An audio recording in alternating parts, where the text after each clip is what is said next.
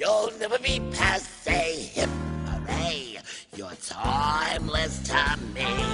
This was the world of experimental theater, and I jumped headfirst into this world where we would put on a show at 8 o'clock at La Mama, a 10 o'clock show at the WPA, a midnight show at Theater Genesis. During the day, we'd be rehearsing 3 or 4 other shows. It was just, you just got into this rhythm of doing shows, and it was, I did 60 shows in like 4 years.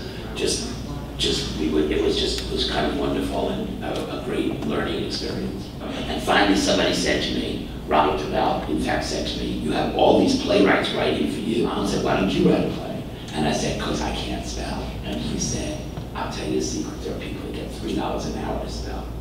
You write. And of course, that actually freed me up to write. I am a great believer, my philosophy is, that life only changes if you say yes.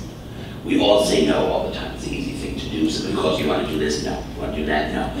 No is just easy, and it's protective and it's all that, but it's wrong. And yes is the hard answer, and yes is the answer.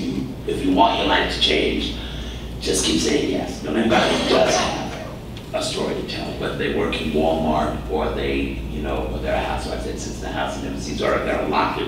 Everyone has a story to tell. But the only person to tell that story is you. Anything material, you just open your eyes. My mother used to hate because anytime she opened her mouth, I was writing it down. Well, she just had a way of just being very funny without knowing she was funny. And there certainly wasn't suffering there. But anything can be material. But I'm not a believer that you have to sit in a room and hurt yourself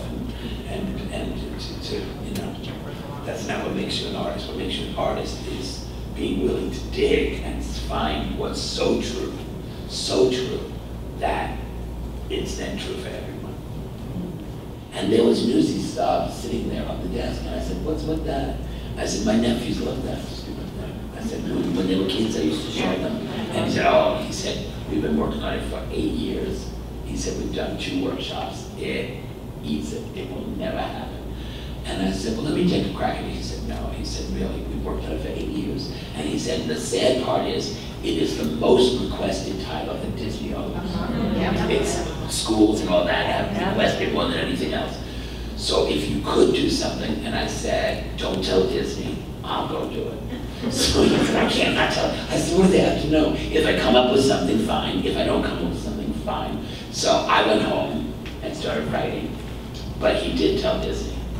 And Tom Schumacher called me up and said, forget it. It can't work. It can't work. It sucks. It won't. The story doesn't work. The structure doesn't work. There's too many anthems. I said, you know what? It doesn't cost you anything. Okay? He said, I will let you do NEWSIES, but I'm going to give you a new composer and lyricist because I don't want Alan wasting his time. And I said, I'm not interested in doing it unless Alan's going to do it. Alan wants to do it. So leave us alone. And we'll create. And he said, okay, if you can do it, this will be great. He said, I'm telling you now, we will never produce this.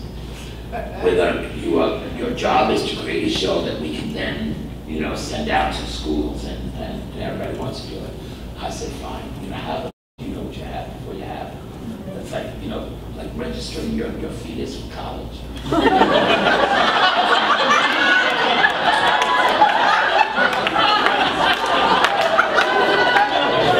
At least see whether it came out or not. And all of a sudden, now it's on Broadway. That is amazing. Somebody said, let's thank Harvey Fierstein.